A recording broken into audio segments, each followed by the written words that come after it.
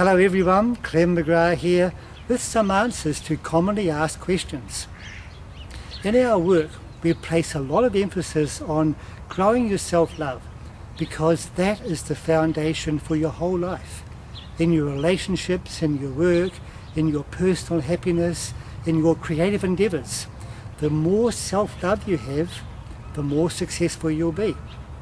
And the commonly asked question is, how do I love myself?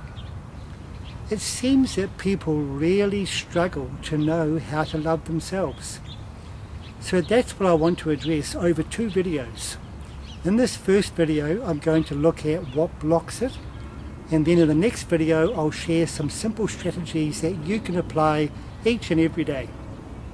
So, what stops us from loving ourselves? What blocks that? I've identified 3 things in my work with people. The first is self-judgment. And virtually everybody I've worked with and everybody I know in my life has some level of self-judgment. We judge things about ourselves.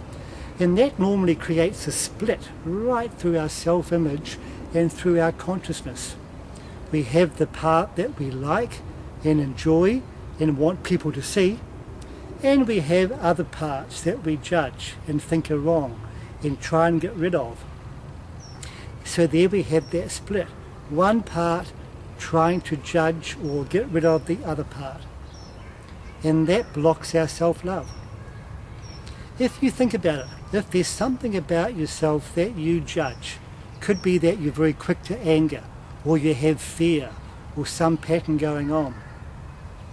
If you take a moment to really think about those times when you judge yourself for that, when you have those thoughts going on, why am I like this, I shouldn't be like this, that's just like me, you know the thoughts. Those self-judgment thoughts, in that moment, when you're judging yourself, quite simply you're not loving yourself. The two do not go together. So the more self-judgment we have, the less self-love we have. And can you imagine coming into a state of mind and a state of heart where you can eliminate the self-judgment? So that split also goes, and you can accept yourself, accept the wholeness of who you are, because in that acceptance you'll find self-love. That's the first thing, self-judgment. The second thing is guilt. And I hear so many people get stuck in guilt when it is suggested that they love themselves. And this seems to come from conditioning that came very early in life, where they got the message that to think about themselves first was selfish. You should think about others first. Think about them first, then you come second. So they come into adulthood with the same conditioning still in there. So when we say, hey, love yourself, up comes that conditioning and the guilt. Oh, I'm being selfish. I should put others first. What they don't realize is you can have both.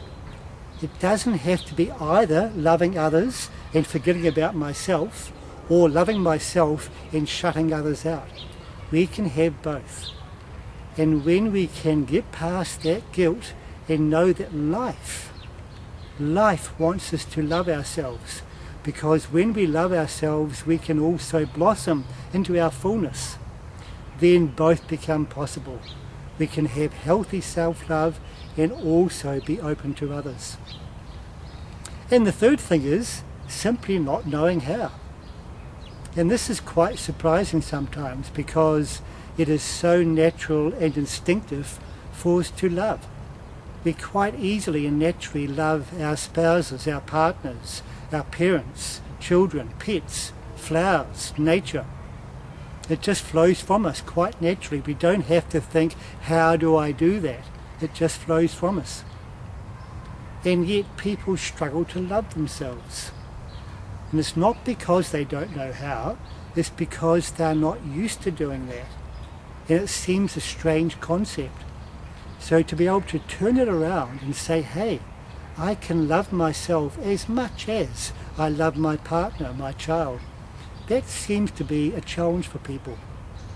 So we actually need to practice doing that until it becomes instinctive, which it already is.